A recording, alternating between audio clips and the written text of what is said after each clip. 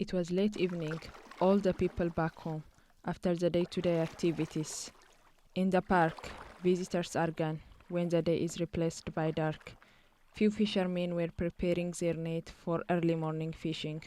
Suddenly, a floating item approached them, a body of drowned person in an attempt of suicide.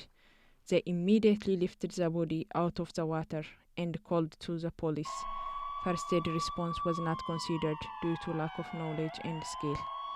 According to medical evaluation, a person called Mr. X could breathe hardly, had a very low heart rate, and was inconsistent with survival.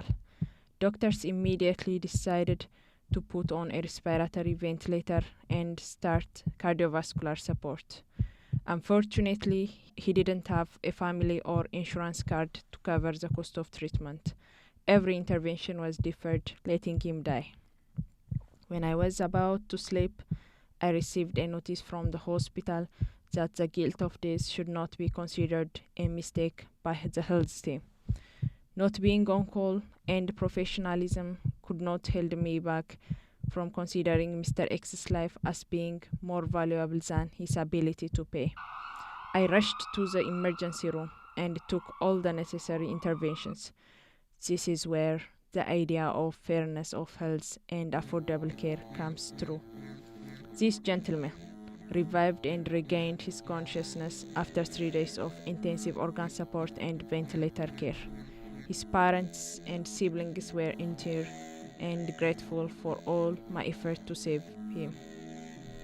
Mr. X's life, with his vision and mission, would have been lost if it had been a minute delay. There are many Mr. X's whose history remains under the grave because of refusal of access to healthcare.